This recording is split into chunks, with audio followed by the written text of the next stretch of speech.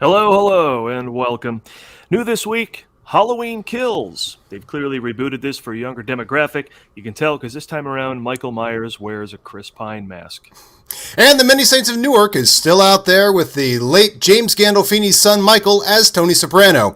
Sorry, CGI team from The Irishman, you're out of a job. Let's get to the nonsense.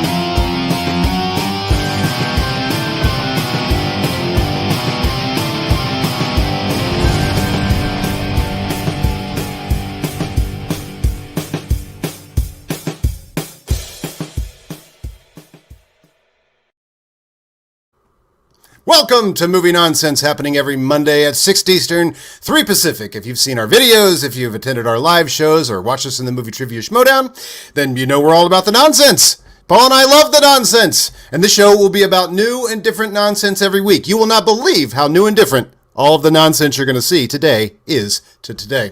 Whatever inspires us. So we'd love to be in front of more eyeballs. Obviously, let your friends know that there is some good, decent, high-grade nonsense going on here every Monday at 3 p.m. So check us out on @themovieguys, movieguys.net for our podcasts, our appearances, the Ford Fiesta. We've got reviews, podcasts, articles. We've got everything. We're covering the map. Just let your friends know. High-quality nonsense. Right, Paul? Absolutely, and you can be a movie guy just like us and this guy. I'm a movie guy. I can rattle off a bunch of movies. There we go. Good company. It's not only good viewing, it's patriotic, this show. That is true. So tell your friends, like and subscribe, share, post, etc. But let's get to the nonsense. Adam, you were on Twitter earlier today doing your thing. Yes, a little later on when we get to what did you see this week, I one of the things I said to forward promote in the show, one of the things I saw was Prisoners of the Ghostland, and I don't know, is Nicolas Cage our greatest actor? Is he our most valued talent out there? I feel like I've given him a real short, I've made fun of a lot of his choices, and you see something like that and you're like, wait a second. Is everything he's been doing that I'm not paying attention to amazing? And then a friend of mine had the idea of the Nicolas Cage match, which is to say, if you went down his insane filmography and pitted all the movies against each other in a 4-way death duel. So I decided to just throw up the Nicolas Cage match, a first contest, perhaps, in the Nicolas Cage match. 4 movies go in, only 1 can leave. Although I think, by the way I accidentally wrote it, I think they think only one of those movies is leaving. So that may have to be the rule for this week only for the Nicolas Cage match. But somewhere down the line, I think we want to have a proper Nicolas Cage match. Today's options, 4 enter, only 1 can leave. Captain Corelli's Mandolin, Drive Angry, Knowing, and Trapped in Paradise. Which one of those is leaving that blood-soaked contest between those movies? Yes, and there've been a handful of votes, I believe, but maybe people don't have high emotion about movies like this because he's so damn prolific. So yeah, you really got to dig in and pull out a winner from this. Now here's what's going on Twitter right now. Trapped in Paradise is leading by 60%, which means I phrased it wrong, which is to say only one of these movies has to get the hell out of here. Then obviously they're going with Trapped in Paradise, I assume, unless they think that should beat Drive Angry, Knowing, and Captain Corelli's Mandolin. They might not be wrong, actually, on that case. They might have read it right. I mean, as far as I know. But you didn't include Next in there, the title that basically wants you to stop watching and move on to another movie? Paul, the guy has done 4 movies since we started this show. So this is the crazy thing about him. There's a lot to get to, and these are just 4 examples, Paul. I couldn't include Next. Not today. Who owns his debt that he needs to keep making these movies again? Is it Bulgarians or Bolivians? I forget. I believe, I was told, this is by John Schnepp. This is at an Adult Swim party. I met John Schnepp, the most friendly guy. He is unfortunately no longer with us. Turned out he was involved in the Schmodown. I wouldn't know what the Schmodown is for another year or two. But, just got in a conversation with him because he's an incredibly friendly guy. And he said it was, I believe, some Bulgarian or Hungarian or something, but I believe Bulgarian. Because he said... Bulgarian mob. It's a Garyan mob. It could be from Gary, Indiana. I don't know. But somebody bought out all his debt, and now he has to make movies seemingly till the end of time for whoever bought out his debt. Lord, I believe. Be putting up. But certainly at the time, it was like Ghost Rider, Spirit of Vengeance. You're like, they shot that whole thing in a quarry. Like, I absolutely believe that was part of that deal. Like, that whole movie is shot in a quarry. And actually, maybe so is Prisoners of Paradise, but Prisoner of long title. Ghostland, Prisoners in the Ghostland. I believe that was shot on one quarry as well, but to great effect as opposed to Ghost Rider Spirit of Vengeance, which again, now that I've seen Prisoners of the Ghostland, is that movie brilliant and I didn't realize? Like, I think what Cage is doing might be the most interesting stuff going on with any actor working today, but I'll put that up against an argument later on. Cage continues to make movies that you should pay attention to every once in a while. But what I think the odd effect is, and it's happening to you, is you actually reflect on yourself and you begin to judge yourself and how you've judged him. So that's what's happening today. Right. You're having this is therapy for you. Well, I mean, when we look into Nicolas Cage, do we only see ourselves? God, I hope not. All right. Well, I think last week we talked about what's coming out this week. We showed the trailer and got goofy with the trailer for Halloween Kills. But any other thoughts about that opening up this week? Again, we have the genre-less David Gordon Green. Yeah. You can't plug Halloween Kills from the director of Your Highness. Oh, right. Your Highness. Yeah. Washington. He's something, isn't he? Yeah. And so he just jumped genres again 2 years ago to make a Halloween movie. And now this is where he is. Rob Zombie made a Halloween movie, but that's where he lived. And right. He continues to live. Right. I don't know. It's hard to track down, but thankfully he keeps putting out good stuff. Well, it's what's amazing. We are so blessed with. I mean, I feel bad for critics that want to pee on some of the things that are going on there, or like the old classic critic who's just like, what Hollywood makes nothing but franchise movies and sequels and stuff. But like all these sequels are so good. Like that's the disappointing Halloween sequel was basically the religion of Halloween for a long time. Was like, oh, here's another bad one. Oh, here's another bad one. Oh, here's another bad one. Wow. So they only made one good ones of these. And then, now this, and you look at what's happening with, James Bond, you would get a stinker as well. And we're going to talk about that later. But it's like, these things are rocking. And it's stupid movies like F9 should be the stupidest movie of the year. And everyone's like, that was pretty good. And it is the stupidest movie of the year. But they did such a good job with that stupid movie, It's the quality in movies. I mean, Paul, you remember back in the dark days. You remember when you would go see Supergirl thinking you're getting Superman. And you're like, has anybody that made this movie seen a movie? But that doesn't happen anymore. Remind me to bring that point home later after we talk about No Time to Die. Yeah, no problem. I definitely have something to say about that. And we also have the second of two Ridley Scott movies we're going to get. The world's most talented Ridley Scott is making House of Gucci that'll come out later before the year is up. But this week we get The Last Duel. Yeah. And I always said his first movie was called The Duelists. So I think this feels like kind of I feel like I need to watch that. I never saw that. His very first movie before Alien. One of those movies he had to make to prove he could make Alien, that sort of thing, Yeah. But that's The Last Duel. Goodwill Jousting, right? Goodwill Jousting, right? Affleck. Well, how many Damon and Affleck movies are there? This was kind of cool. I felt like I hadn't seen them in movies in a while. You thought they were going to keep being in movies over and over, like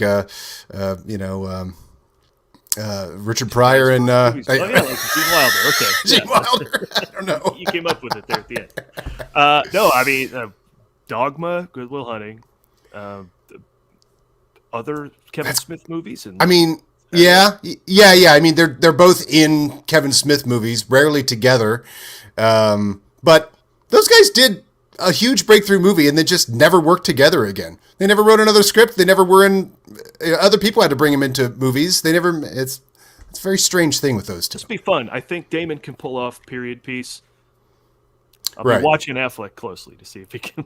Adam Driver fits right in there, I think. Adam Driver, what an American treasure that guy is, huh? Well, I liked him, and then I saw Marriage Story, and now I'm like, step aside. This guy is no joke, man. He's so good in that movie. Yeah. just laid bare and so talented. And yeah, so I'll watch anything. And you know, just an odd look, and the long hair he won't let go. So it's like whatever character I'm playing, he's got this hair. So you got to kind of just say, all right, if I want him, this is the look. And so it'll be all that different and odd, you know, for him being in there. And you know, for as much as we raise up the classic, you know, hunky actor, the guy genetically disposed, blonde hair, blue eyes, you know, ready to take over, Adam Driver. I mean, if you didn't know who he was and you put up a whole bunch of headshots, you're like, he is on the bottom of the list of the guy that's going to get famous and become a national. It's just awesome. This guy looks like a goofball, right? And he's the best. He's the best. I mean, any of those guys. I mean, maybe Ben Affleck seems more traditional, but he worked his way into that. He got hunkier, you know. Matt Damon also. It's like all these guys. They're all unlikely success stories. Makes me feel good for a couple of goofy guys like us.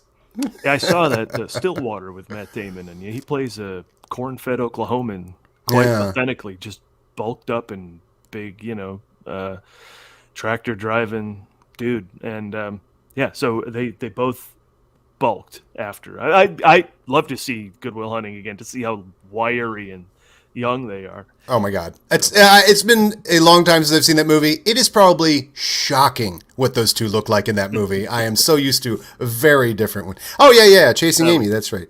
Yeah. And I think we covered that in probably other Kevin Smith movies, I think is what I said. Yeah, probably other Kevin Smith movies. But none you would call an Affleck and Damon movie, and you wouldn't call any. This is maybe the first movie you'd go, oh, that's an Affleck and Damon movie. Yeah, not that they wrote it, but they're in it. You know? Boston set baseball movies and that kind of thing. Yeah. Oh yeah, weren't they extras in a movie? I want to say they were extras in a baseball movie together, like Fever Pitch or something. Anyway. Oh right, maybe an appearance. Fever Pitch. What's the one with? Is that the one with Drew Barrymore? Yeah, that's Fever Pitch, right? It is. I don't know. Or is that the one with Freddie Prinze Jr.? I forget. Oh, that's a really good question. Let me put that in the poll. Forget. This is my Schmodown Achilles heel. Shit movies. So dumb movies. Put shit movies as a slice, and I will lose a movie trivia match. Oh, here, anyway, look at this. We got say what you want. Oh, there you go. Say what you want about everyone else in this movie. This is Ridley Scott's wheelhouse. This is Kingdom of Heaven. This is Gladiator. This is all his thing. And so I'm excited to check this out. I imagine it's going to be fantastic. He's another one too, where you're like, does this guy only turn in masterpieces? Like, you know, it's something you may have like gone, oh, Hannibal, that's pretty good. But like, if I go, wait a second, I think everything this guy does is a masterpiece. Is that? And I just slept on it. I bet you'd say that with Kingdom of Heaven. Yeah. Well, what I've seen of Kingdom of Heaven, yeah, you're right. He's doing a Tree of Life type stuff. You know, in fact, he really deserves the reputation of being much more of a Kubrick maestro, because he never phones it in, man. It's like Matchstick Men. Is that better than I remember? It's got to be, right? It's Ridley Scott. Well, that combines a couple of our things here today, Nick Cage and Ridley Scott. Right. And that movie is great. Yeah, so that is a great movie too. Yeah. But I mentioned that this is his genre, but then when you think about, you know, all the sci-fi stuff from Alien to The Martian and Prometheus that he's done, I mean, he could pretty much genre jumping as well, just and be great at it all. So. And I watched some of that Raised by Wolves. It was an Apple Plus TV show. Do you know about this? Yeah, I didn't see it though. I there's too much TV. It's insane. Yeah, I know. I have to throw the whole TV thing out almost entirely. I watched Ted Lasso, friend of the show, but I mean, I watched a few things, but then I'm just like, I got to get back to movies. It's actually, being a movie guy is quite sanity inducing, because when you look at all the TV out there and you're like, I think I'm going to watch the latest Nicolas Cage movie instead of wade into that at all, and I'll just have to keep saying to my friends, no, I haven't seen it. They're okay with it. And your friends will tell you what these shows are about too. Well, there's other. The chat will, for that matter. So, but the trailers, more trailers as ever, have come out, and you've prepared something, Adam, to show. Well, listen, we like to trailer react as much as anybody else. Yeah. Right. But Adam, you ever want to add something new to it? I did. There's a lot of trailer reaction, and we've talked about how do we do a different type of trailer reaction, and I think we came up with the premise today. Like last week, we tried to, dub over the trailers ourselves because we actually can't play the audio of the trailers or we'll get dinged. YouTube just doesn't care about our fair use trying to advertise these movies. I mean, we had the creator of a news show. Yeah, we had the showrunner of Chicago Party Ant and played the trailer from that show, and they said, no.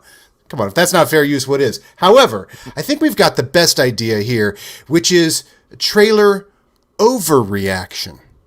All right, so I'm going to play a mashup here of 3 different trailers that have come out in the recent weeks. And Paul, we've maybe seen.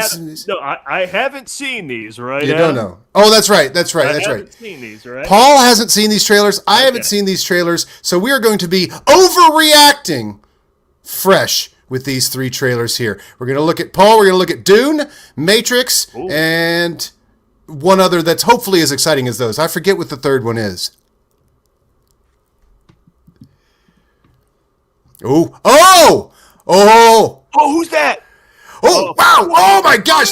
Whoa. This is crazy. This is crazy. He's got a tube thing. Are you kidding me?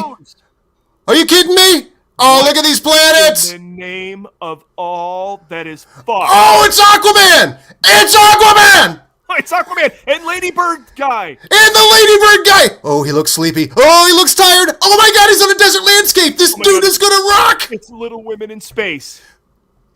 Turn around. Oh my God. Turn around. Oh, that smile could melt the sun. Oh my God. Dennis Villeneuve. It's Dennis. I love Dennis. Wait a second. Was that Oscar Isaac? Wait a second. Oh my God, bugs! Starship Troopers! Bug ships! I love bug ships! Oh, there's so many crazy worlds! Oh my God, the hair! Oh, and the battle! And the wars! Oh my gosh! Oh my God, it's John Carter! It looks like John Carter. This is gonna out John Carter! Whoa! John Carter sequel. Oh okay, my God. Here we are, The Matrix! The Matrix! It's another Matrix! Oh my God! Oh, they know each other! This is gonna be so cool! Oh no, don't take the blue pill! White Rabbit! I love a trailer with White Rabbit! Oh, we're all on our phones! Yeah! Put him down the drain! Go back into the Matrix, buddy! That's all the money we had, Cameron. Alice in Wonderland reference, I get it! More mirror imagery!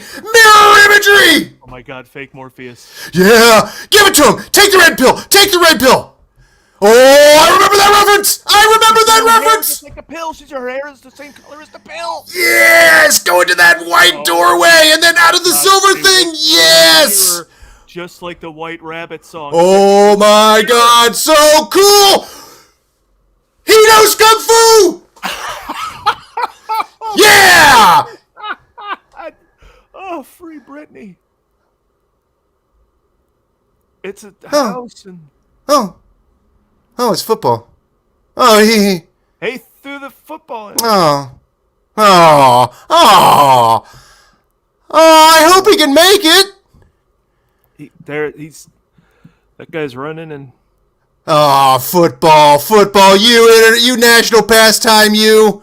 Yeah, it's... Oh, it's gonna warm the hearts. Shazam's in the shopping. Oh, he's working there. He should be on a football field. Boy, I hope he makes it. On a space... No. I love Christmas! Oh! That guy's got a football too, like the other guy did. He could be a ram. Oh! Is this a sequel to Underdog? No, not a sequel to Underdog. Okay. That was American Underdog. Not as much to overreact to on that last one. But the first two! Oh my God! Wow! Woo! That was fun. Well, there you go. All right, so there's trailer overreactions. We'll see how you guys felt about that, and maybe never bring it back again. Oh, there's going to be plenty to overreact to. Let's bring it back again, but longer.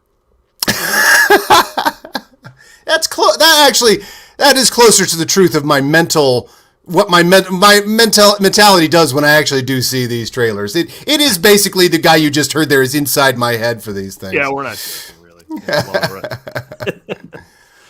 Now, we didn't show me Moonfall. I thought Moonfall, this is new Roland Emmerich, because that dude loves to destroy the world. And as soon as I saw the trailer for Moonfall, I said, this has got to be Roland Emmerich. And then from director Roland Emmerich, I'm like, of course! Right. He's destroying the world. This is his favorite thing to do. Right! He's going to crash the moon into Earth, right? That's the new thing? But you didn't show that. I didn't show that. And the reason is, Paul, I wanted to run an experiment here today. You see, that trailer begins with a speech from JFK. In fact, a lot of trailers begin with speeches from JFK. I'm going to play 3 of them here, and then I'm going to run an experiment, Paul, and see if other trailers benefit from JFK. Oh, speaking. Now these are old speeches of JFK, right? Not anything new. They didn't put him in the booth and get anything new. None of his new stuff. Although I'm already realizing I forgot one joke that we talked about that would seal this thing up, and which is to say, does JFK's speech work over the movie JFK? That I didn't get to. But I have 3 other options, a couple new releases, or a new release and a couple classics, to see if JFK speaking works as well as it does with the movies First Man, X-Men First Class, and Moonfall. So here, first of all, let's go with these examples. We'll start with Roland Emmerich. But why, some say, the moon? Why choose this as our goal? And they may well ask... All right, it makes sense. It's a moon-themed movie. Immediately adds These prestige. are extraordinary times, Right. and we face an extraordinary challenge. And it makes sense for First Dramatic Man. achievements in Obviously, space they're going to the which occurred moon. In recent weeks should have made clear to us all the impact of this adventure. It shall be the policy of this nation... Now, we're set, this, obviously, X-Men is set in that time. This is more about Cuba. by Cuba. the Soviet Union on the United States.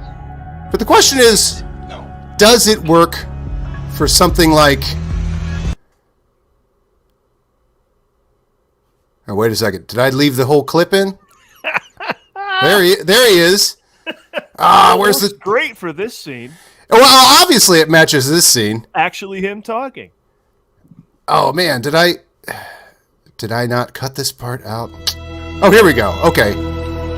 Here's, She is late. Spencer. For the Spencer. eyes of the world now look into space. Your Highness. And to the planets beyond. now she's British, so maybe not as well. That we shall not see it governed by a hostile flag of conquest, but by a banner of freedom. I mean, I gotta say it works better than I thought it would. But does it work for Can't Hardly Wait? This with 7 bottles of vodka last September. It's been my freezer for...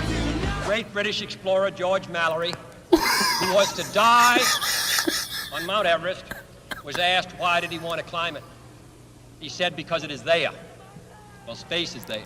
I mean, I see the connection, but I'm gonna say it doesn't work quite as well for Can't Hardly And Wait. new hopes for knowledge and peace are there. And therefore, as we set sail, Although it's a graduation movie. ask God's blessing Sounds like a graduation on the most speech. hazardous and dangerous and greatest adventure on which man has ever embarked. Guys like us, we are a dime a dozen. I am not Mr. Lebowski. All right, let's see if it works with I'm the Lebowski. dude. You know, that or his dudeness or Duder or, El Duderino if you're not into the whole brevity thing. But why, some say, the moon? Why choose this as our goal? And they may well ask, why climb the highest mountain? Why, 35 years ago, we choose to go to the moon in this decade and do the other things. Not Well- because they are easy, but because they are hard. Because that goal will serve to organize and measure the best of our energies and skills. Because that challenge is one that we're willing to accept, one we are unwilling to postpone, and one we intend to win. Sitting in the trunk of our car. Where's my damn money? Say, dude, where is your car? I don't know. I don't know. Kind of work is actually synced up sometimes. It did sync up sometimes, right? I thought that was kind of cool that it actually worked at some point in each one of those. So that's the sort of work we're doing here at Movie Nonsense. Noticing trailer trends and adding them to other trailers. So Moonfall, that was our tribute to Moonfall. Yes, I'm excited to see. I'd like to see Roland Emmerich's Spencer. Not for nothing, just right. Out there. Well, he did a Shakespeare movie. That's true, and funny. Honest, it was pretty good. I haven't seen it, but I've always wanted to check that out because I'm just like, the guy went for it, you know. Yeah, it's not horrible. But off the books of trailers and what's coming up, you had a question about Big Trouble in Little China. I did. Well, and full disclosure, I'm a big fan of the Blank Check podcast. Now Griffin Newman is in the, or Griffey Nooms is in the Schmodown, and they were talking about Big Trouble in Little China this week, and that is such an amazingly ahead of its time movie. And as you noted, when watching it, it's clearly an 86 movie. But the wire work thing, the idea that John Carpenter watched all these martial arts movies and wanted to do that in 86, you know, as of like Pulp Fiction and Tarantino, that becomes huge. Jackie Chan becomes huge in America. Wire work starts showing up in all these movies. There's this huge tidal wave of that and mashing up genres. The fact that you have a Western type feel with Asian culture, and also the Jack Burton type character is now legendary. Like Star-Lord is that type of guy in over his head. But at the time, Stallone and Schwarzenegger, that wasn't who you wanted to be a hero in an action movie. So I just think that movie is, and they were going on about it being ahead of its time, but I just started running my brain of like, how far ahead of its time was it? Like, when could you see that movie more likely coming out? After The Matrix? After Guardians of the Galaxy? You know, it almost feels like it could be influenced by, or after John Wick. So yeah, that was just the question I was throwing around. It's like, how far ahead of its time was it? What would it have come out before or after in terms of its influence, you know? And my answer was 13 years. So 14 probably, because The Matrix comes out in 99. That's 99. 13 years after Big Trouble in Little China. So Right. Then I think Carpenter sees that and wants to send up the seriousness of that movie with the same skills, action-wise, brought to the table. So the next year, 2000. So I think right after Matrix, someone could have come along. We'll say it's Carpenter, and then make that movie then. And so you're saying, and everything else after that is still influenced by it, but it was that far ahead of its time. Does this movie like not get enough love because it was mid-'80s and out of its place? No, it's been found now, but yeah. Oh no, at the time, it was not. It's just too far ahead of its time. The idea of that type of lead character in the middle of the Schwarzenegger-Stallone revolution, you've got a guy who's constantly wrong. Sometimes, you know, it just completely blows the scene over and over. You know, and then you've got the mashup, the cowboy, you know, Asian mashup, this whole thing, wire work and sci-fi, you know? I mean, it got greenlit because it's coming out a couple years after Return of the Jedi, you know? It's like, oh, okay, sci-fi, get some big, you know, Richard Edlund, I think, worked on the movie, Boss Films, I think they said. So, yeah, it's just way ahead of its time. It's just very obvious how far ahead of its time it is. And now everything in that movie is cool. Everything in that movie started getting cooler and cooler when we started seeing, you know, the post-Pulp Fiction, like, you know, you see Asian and cowboy mashups and things like that became more commonplace. But here it's doing it in 86. It's crazy. Yeah, I love that film. And it's, you know, Kurt Russell's sort of take on John Wayne in its own weird way, you know, with a drawl and everything. Jack Burton. So there's all sorts of genres going on. That's probably more of the Western vibe you're talking about. Yeah, but it's so gutsy to do that. Like, it just, I mean, you see these movies and you're like, he didn't listen to a lot of studio notes. Like, no, that's nobody's first choice from the studio is what happens in that movie. That all ought to be fought for, you know? And what's he following up to? Starman, probably? Yeah. So it's like, Starman's like your bridge to, you know, making Ghost or something, you know, like it's your bridge to making something that would be considered, you know, prestigious or you know, but instead he turns right around and goes, how about crazy, you chopsaki stuff with shooting, Yeah. fighting, and jokes. Well, there's nothing you and I like more than a filmography and watching the choices at every step of a filmography. And Carpenter's is pretty hard to beat. You got Halloween, The Fog, Escape from New York. What do you go to after that? The Thing, Yeah. Starman, Big Trouble in Little China. That's your first 6 out of the gate. Woo! Playing with fire. Yeah. He could turn in a few Village of the Dams later on. It's like he did it. He's Christine's in there somewhere too. Christine. So they keep threatening to remake that with Dwayne Johnson. I don't know if that's the right casting, but yeah. Well, you're right. That's exactly the wrong casting because Snake. Well, okay. Oh, you mean Escape from New York, right? Not Big Trouble. No, I'm Big Trouble. Oh, then that is the wrong casting because the whole point is it's the guy, that's in over his head. He's not supposed to be here today. He is in the word of another Clerks. Arnold or Sly stepping in, so that didn't quite work.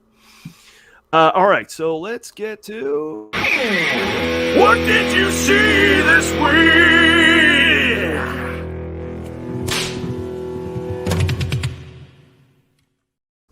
All right, we've talked about it. We went to see No Time to Die, and we filmed it. So we filmed ourselves going and coming from the film, a little something we called To and From. So let's just play that for you now, and then we'll share more thoughts when it's done.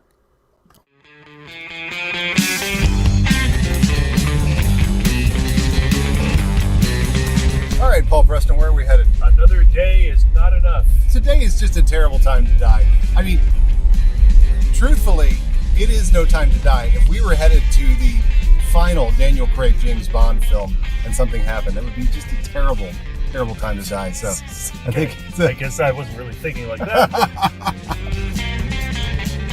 There has been a perfectly good James Bond movie out there in the world that we haven't been able to see for a year and a half. It's crazy. It's just sitting there on a hard drive somewhere. It's been out there. It's been out there all this time. It almost feels like a Bond adventure itself, or an Indiana Jones adventure. Like somewhere out there is No Time to Die. We've got to sneak and penetrate the walls of the AMC in Alhambra to retrieve it. Yes. That's us. Could Alhambra be a Bond villain? Alhambra! The Bond villain Alhambra. Maybe in Live and Let Die. He's the 7-Up guy from Live and Let Die. Wasn't he named Alhambra? Oh, that's right, the 7-Up guy. I should have named that villain the 7-Up guy. What was his catchphrase? The 7-Up guy from... Crisp and clean with no caffeine. There we go. Crisp and clean and no caffeine. We're going to get Rami Malek being creepy in a new genre. Right. He's found a new genre to be creepy in. He's got a niche. Niche. Now that sounds like the name of a... that would be Alhambra's henchman. Alhambra's henchman, right. I was very happy. Spectre went full Bond. What did you make of him having a license to kill and arresting Blofeld? I mean, you got to keep Blofeld alive, I guess, because he's the quintessential Bond villain. Yeah. But, And they couldn't leave it a mystery like, oh, he probably died. And then we all go, there's no way he died. He's the Hannibal Lecter in this. They got him in a glass cage. They got him. Totally. They got him in the Charlize Theron glass cage. Yeah. There must be a company that makes these glass cages. If you've got a supervillain that you need to form an uneasy alliance with, you choose our glass cages. The Magneto glass cage. The Magneto glass cage. We just make glass cages, just in case you have a villain to form an uneasy alliance with. Yeah, the Carnage's girlfriend glass cage. 5th Craig movie. They've taken such a slow, long time to go full Bond. And they went full Bond Inspector, but now we know they've got license to really go Brosnan if they choose. They could go Brosnan in this one if they want. They could go, Invisible Car if they want. They could go Invisible Car. I'd buy it. No, obviously we're getting the plane. I mean, they revealed 0.001% of all the cool stuff in this movie. Casino Royale, it's like they gave them a watch. That's it. Watch it, and the next one, watching a gun. Yeah. That's it. And boy, now we're all the way up to a flying thing that goes underwater. And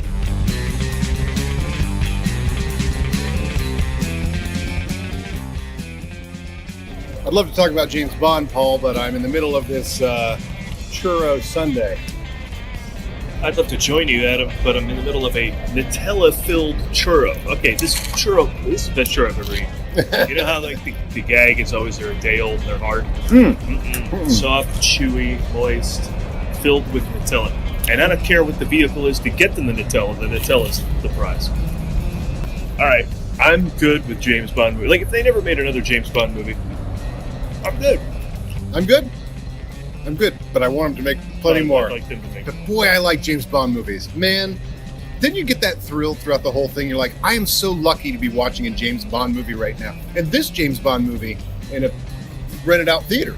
It brings us the goods.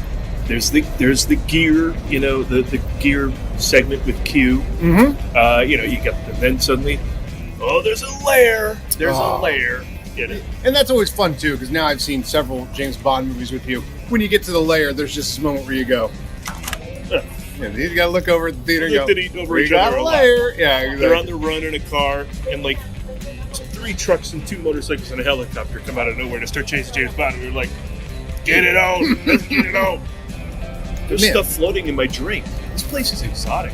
This Alhambra. I'm very emotional over it. He saves the world in this one, right? Spoiler. Okay, all right. Spoiler, James Bond saves the world. But the question is, now, James Bond saved the world lots of times. Pierce Brosnan, I think, saved the world every movie. Wasn't it always the world? Well, it was the world was not enough. Oh, you're right. You know, James Bond. But I don't think Daniel Craig has saved the world yet. Yes, that's true. Shout out to George Lazenby. There is heavy reference to Honor Majesty's Secret Service. There's a Lazenby reference in here, yeah. Which is cool. Which is kind of cool. Yeah. To go back and recognize. You know, that's what we always say we love about the Marvel movies. They leave no film behind in the cinematic universe. They bring back General Ross. They go back to Thor: The Dark World and Endgame. You know, so for Bond to like reference Honor Majesty's Secret Service, awesome. Yeah. Put in the chat if it's at all fun to watch me eat. I can't imagine it. So I'm sitting here thinking, It's more of a faux pas, I think, on podcasts where you're chewing into the microphone. I'm second guessing my decision to be eating while we do this. So another great looking film, Linus Sandgren is your. That's news to me. Don't know that guy's Don't name. know the guy. But it keeps it pretty visually similar. I mean, not as stellar as Deakins, but yeah. But I thought Quantum of Solace was so overly edited in the action sequences, especially coming off Mark Campbell, who's a real sort of minimalist in his editing. He just puts the footage up there, whether it's Zorro or Casino Royale or GoldenEye, Green Lantern. Never happened. And they did a 1 or 2 here, it seemed, until I didn't realize until we were a few minutes into it. I'm like, oh, this is a long. You never realize a 1er until you're halfway through it. Yeah. And then you're like, oh, I don't think they've cut. Yeah, which was a great way to do it. Like Bond going through the hallways, taking out guys. Craig's great.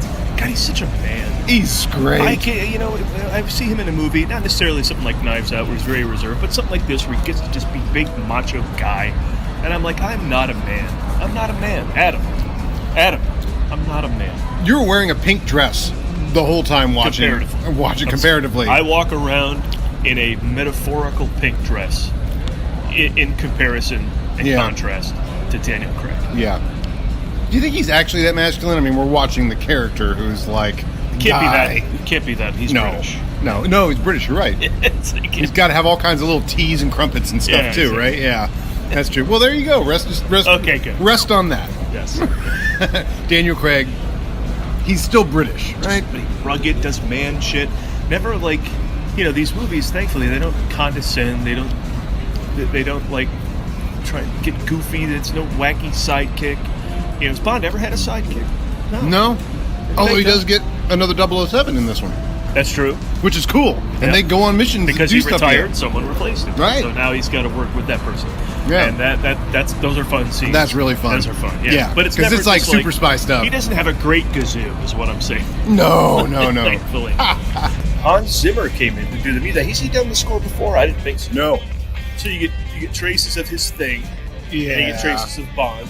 So it both works. But, for any composer, it's just got to be such giggly joy to, I get to do the Bond theme. Like, even Moby got giggly about doing the Bond theme and turned in a good Bond theme. Unfortunately, I didn't think that the Billie Eilish song was interesting enough to lend itself to a return throughout the film.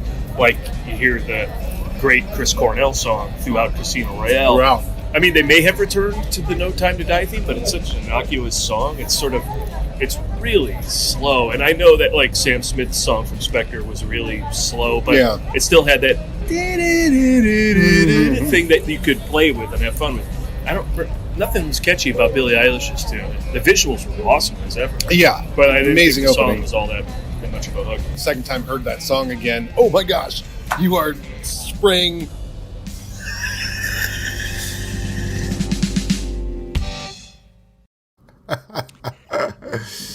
Yeah, so some thoughts coming out of that I forgot Loki and Khan also in glass cages. So this is a real business there. Oh, right. There's a whole business there.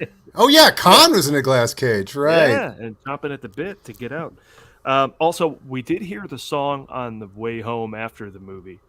Again, No Time to Die by Billie Eilish, and appreciated it more. Appreciate it more. I'll have to watch the film again and see if it does, in fact, get reflected throughout the score, because it just wasn't very memorable the first time. And I stand by that. Other songs, like the Cornell one especially, hit me, and then I heard them throughout, and I thought it was cool. But yeah, this one's going to have to grow, but I'll give it that space. And I need to check out if the score had elements of that in it. That's always a joy of me as well. When they stand completely separate, I don't like it as much. And we talked about how Quantum of Solace, the entire score for that was based on a composition that David Arnold did for what's her face? Shirley Bassey. Shirley Bassey. And so then they took that and they did replace that in Quantum of Solace with one of my favorite Bond songs, but it doesn't have the Shirley Bassey one had the actual score from that particular movie in it. So I have to, but that's the sort of thing I'll throw the score on while I'm working here, and I'll get used to this new score, because hey, new Bond score as well. Like, we get all these new gifts when one of these movies comes out, if you're a fan as I am. Yeah, and I should say that for everyone who's like really holding these old Bond movies close to their chest and won't embrace the new ones, they're dying off. So now that it's been 57 years, they're literally not here anymore. So if you embrace this Bond as your Bond, great, go for it. In fact, here's a little clip from, we talked about the 7-Up guy, Jeffrey Holder, his name was, and he was Jeffrey Holder. Okay, yeah, he starts a fight with James Bond, Baron Samedi. Yeah, and he gets knocked into a coffin full of snakes. And here's how that plays out. If you want to know like, what Bond movies used to be like. Yeah, if you're holding it on a high shelf, watch.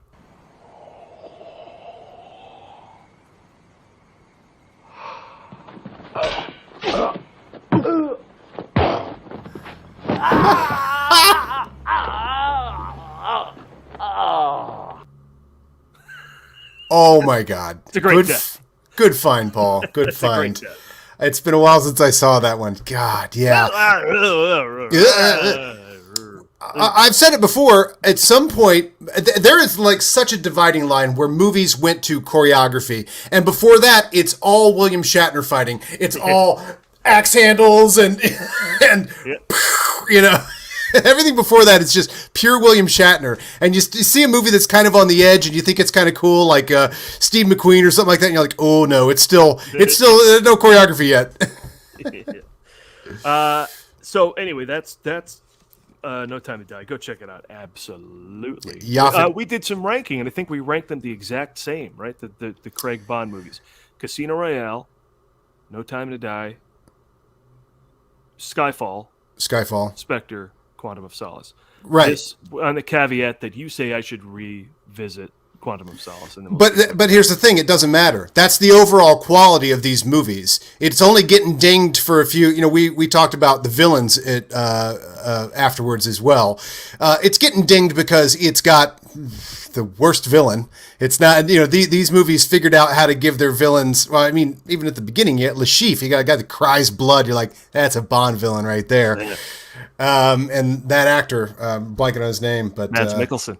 Mads Mikkelsen, nobody can compare to that, but certainly, in the villain from Quantum of Solace, it's just, they're not even trying to, like, they really wanted to go very different with the Daniel Craig, and then they slowly came back around to more dramatic villains, Yeah, this may not happen in a Daniel Craig.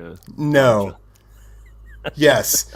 Kananga Balloon. That's a reference to Matt Gorley's podcast. They had the James Bonding.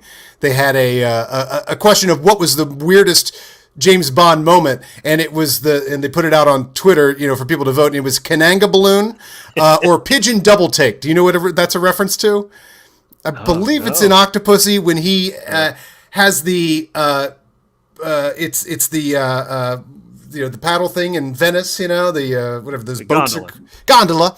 Gondola then sprouts becomes a hovercraft. Oh yeah. And when it does, the editor clearly just took a pigeon turning its head and made it go twice, so it just goes. I mean, pigeon. There's no pigeon double takes in. That's not our bit. That's definitely Matt Gorley with Gorley and Rust. So elsewhere in the world, I saw Dear Evan Hansen, but I know I put it on the list of things we'd be talking about today, but I don't want to go on too much about it because you talk about going through John Carpenter's filmography, but there's another person's filmography we got to go through. We hinted at the top of the show. So let's cut to what you saw, Adam. Okay. I saw Prisoners of the Ghostland, and Paul, I brought along some clips. Okay, good, because I need to be inaugurated. I have a little bit of the trailer and then a little bit of a speech he gives, and it'll give you a pretty good feel for Prisoners of the Ghostland, but I'll pick it up from here.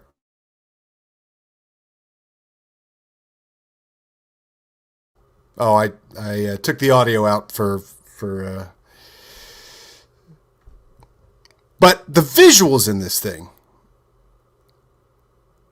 You got cowboys, you got samurais. Yes, he has all these bombs on him so that he completes the mission, or he'll lose his testicles, his hand.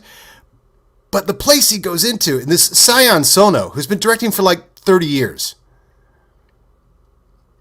So what is the plot? Oh, okay. I'll tell you the plot in 1 second. Ghostlanders! I mean, you're in for this scene, right, already? Getting out of here! Impossible! I mean, you're down for this movie already, right? If you had told me 3 days ago I'd be standing here with one arm and one testicle! Trying to reason with you, bitches! I would have said impossible too. But I'm telling you, there's a... Okay, we're just going to get there. Yeah. So, I mean, this movie is such a visual spectacle. He's making a very good choice. The Sion Sono, which I'm pronouncing wrong, 100%. I think it's Shion, or Sono is Son. I think it's Shio Son. Anyway, this guy is amazing. The visual flair of this, I mean, as they're going through the streets at the beginning of this thing, and they only really built one set, like I said, that where he's standing there, the giant clock tower, but it's got all this, it's like the visual imagery of like 20 people trying to hold back the second hand of the clock, and they're each of these things, and then there's like a whole gallery of people that have mannequin parts on them and stuff, and it's just like, it's all this crazy music video stuff, and then he really is literally doing, and talk about a recast that we would enjoy. He's doing Escape from New York. He's got to go into the ghost land to rescue the daughter of a guy. Bill Moseley is a guy in all white hat, everything. Gets to eat the scenery. They're just feeding him the scenery. Come on, Bill Moseley. Go ahead, chew it up. And there's no amount of chewing it up that Sion Sono doesn't allow. Like, he's digging it. And you see the visual flair too, and you're like, well, of course the guy that created all of these beautiful visuals for the Ghostland would be like, yeah, Nicolas Cage, scream testicles if you'd like. It was a really good collaboration. I even went and watched an interview, and Cage has been a fan of this guy for a long time, and it's like, finally I get to make a Sion Sono movie, and it shows. But here's the thing. So I'm watching this, and I mean, Paul, from minute 2, you're like, this movie is great. And he hasn't even acted in it yet. You know, you're just like, this movie rocks already. The beautiful, the set they built for where they stage half of this movie on is just gorgeous, amazing visuals, just constant things that falling through the air, and just everything is just this beautiful music video. And then you get to Nicolas Cage, who is just unleashed, but he's always unleashed. You watch this and you're like, has he ever been boring? Has any choice he's made? Now, I know I've dismissed a lot of Nicolas Cage movies, but they're movies I haven't seen. Are they this good? Or, at the very least, is he this interesting in all of those? Like, I don't know if Next is a good movie, but I'm going to bet Nicolas Cage is really interesting in it, you know? And you look at the movies, like, this year, he turned in this, Pig, and Willy's Wonderland, which is like, do you know? That? It's amazing. It's amazing. All three of these movies are masterpieces. Now, Willy's Wonderland, small scale, but it's the premise. Five Nights at Freddy's. Do you know this game?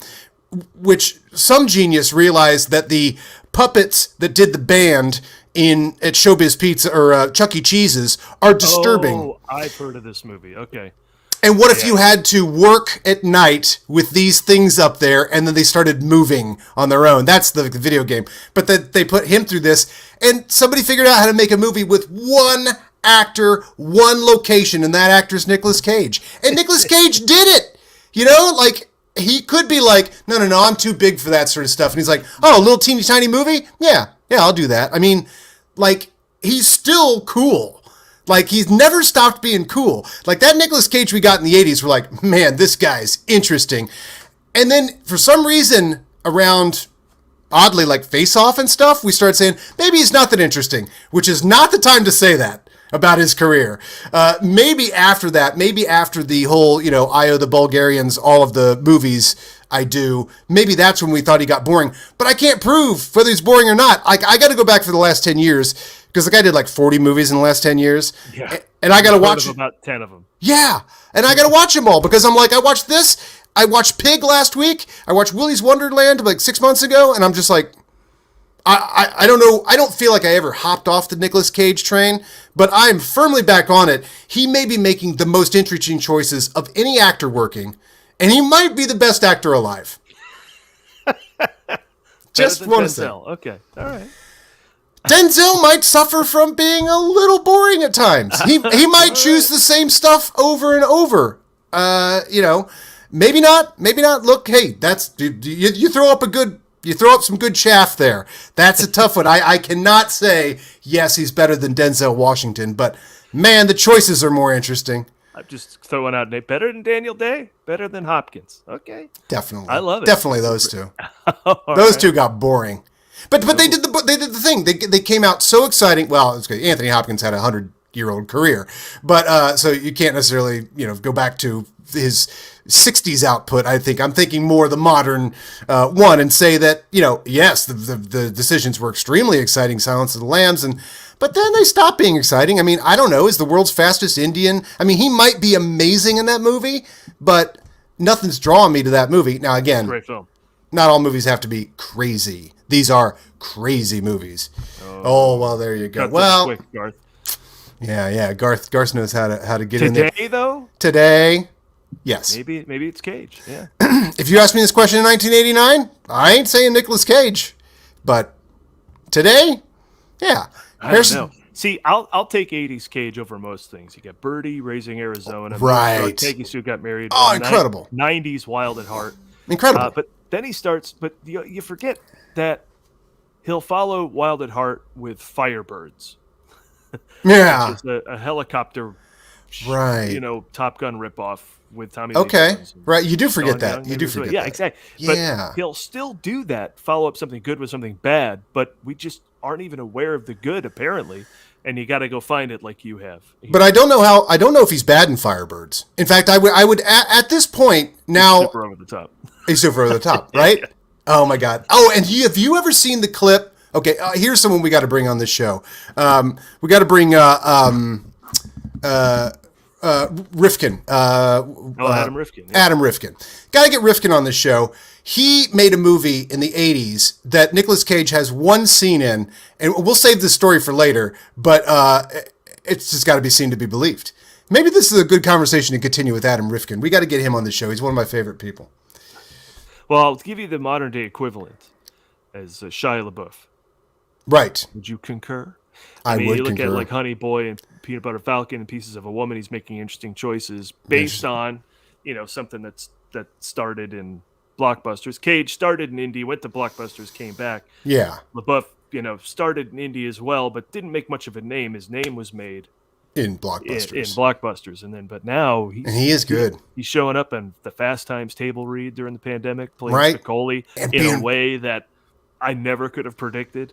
But he's fascinating, so I'll watch whatever he does next too. Was Nicolas Cage at that stage read? No, I don't believe so. I would love to see Nicolas Cage react to Shia LaBeouf doing... Oh my God, stick them in a movie together. Somebody stick them in a movie together. Somebody stick them in a movie together. Oh my God, those two feeding off each other, just the way they love to be weird actors. I mean, that's also Robert Downey Jr. He loves to be weird on a set too. Like those are all peas in a pod. Like Downey Jr.'s got this respectability on him from Iron Man, but those movies are improvised. Also, like he's crazy. He needs those three in a movie. Give those guys a chance to just go nuts. All right, we're making it. We're pitching it. We're getting Rifkin in here, and we're getting these three actors together. All right, before we give us the Ford report. Okay, the Ford report this week is pretty fun.